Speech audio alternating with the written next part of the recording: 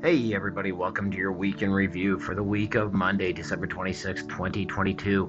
And oh, what a week it was. Monday was great on the markets. Markets looked great on Monday because they weren't open and we were off work. Happy Hanukkah and Merry Christmas, everybody, which meant that our Monday was on a Tuesday.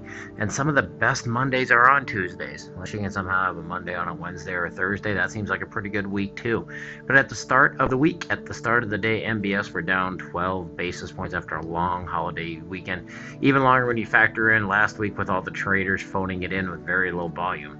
Start off with news. Our November advanced trade deficit of goods narrowed to $83.3 billion from $98.8, which is a pretty big drop. Imports fell by 7.6% in November to $252 billion from $272 billion in October. Exports fell 3.1% in November. Prices were flat in October, according to the FHFA House Price Index. They increased 9.8% on a year-over-year basis. This is the first 12-month growth rate below 10%. This does not equal depreciation. It just means it's slowing down into normal terms, which could help make housing more affordable for other people. Though those of us with houses, it means you're not making as much money hand over fist. We also got the Case-Shiller Home Price Index, which fell 0.3% in October. The difference between these two is the FHFA is only on conforming loan amounts, so it doesn't take into account cash prices or jumbo loans. So when we factor all of that stuff in, it was down 0.3% in October, and it was up 9.2% on a year-over-year basis. The national composite fell 0.5% for the month, reflecting negative 3% decline since the market peaked in June. With terrible patterns in their 10 and 20 city composites, which stand minus 4.6% below June's peaks. Personal incomes rose 0.3% in November, once again just enough to afford all those minimum monthly payments and all that credit card debt everybody's racking up. Personal consumption rose 0.1%, so at least the consumption isn't going up as fast as the income.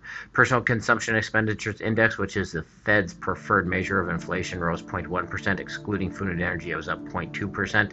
At the end of the day, we were down 16 basis points on the day, ending up at 100.53 on the 5.5%, which puts us right below that Fibonacci line at 100.758. We have ever narrowing bands here with multiple pieces of information and multiple data lines converging upon each other.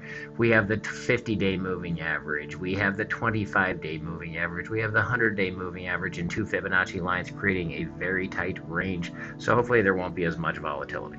We also got a post from our sponsor at WellThatMakesSense.com, Persuasion. Once again, use what's already and then persuade them. So use things that your customers already predisposed to believe when you're selling them. So try to align with something that they already believe, something they already think, in order to sell more. And find out more information by going to our sponsor at WellThatMakesSense.com and read the full post.